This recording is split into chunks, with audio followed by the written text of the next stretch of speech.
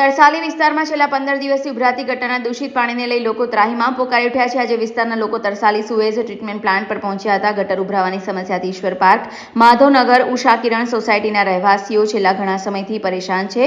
રજૂઆત બાદ પણ યોગ્ય નિરાકરણ ના આવતા લોકો રોષે ભરાયા હતા। ઉભરાતી ગટરના પાણીથી લોકોના આરોગ્યના પ્રશ્નો પણ નિર્માણ થયા છે।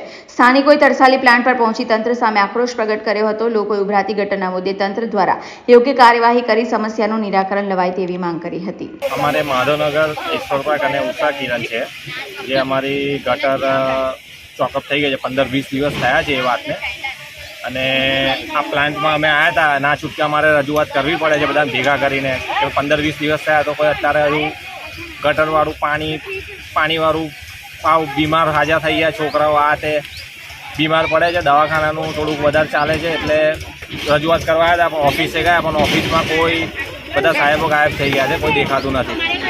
શું માંગ છે તમારી? બસ આ ગટરનો પ્રોબ્લેમ કરી આપો। અમારે જે અંદર જ્યાંથી પાણી નીકળે છે એની ઉપર બધા પથ્થર ને માલ ને બધું ઢોર ને આ તે બધું ચોખ્ખું થઈ ગયું છે। અમને આ થોડું રેડી કરી આપો। અમારું પાણીનો નિકાલ કમ્પ્લીટ થવો જોઈએ, બીજું કંઈ નથી। અમારે આ જ પ્રોબ્લેમ ચાલી રહ્યો છે। ગટરમાં ચોકઅપ થઈ ગયું છે, પથ્થર માટી બધું અંદર ભરાઈ ગયું છે। આજે મારો બાબો, એના ફ્રેન્ડો બધા થઈને અહીંયા કમ્પ્લેન કરી છે, પણ કોઈ એ લોકો નિકાલ લાવતા નથી। આજે અમે આ ચોમાસામાં કઈ રીતે રહેવાનું? પાણી બધું ઉભરાઈને બહાર આવે છે।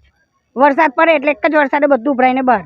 માધવનગર તરસાલી અહીંયા પ્લાન્ટની અંદર અમે આવેલા છે। આ પ્લાન્ટવાળા કોઈ એનો હિસ્સો કરતા નથી, કશું અધિકારો કોઈ મળતા જ નથી। અહીંયા ઓફિસમાં પણ અમે જઈને આવ્યા છે, બધાની બેગો છે, બધા સરોની બેગો છે, પણ બધા ગાયબ થઈ ગયેલા છે, અમને કોઈ મળતું નથી।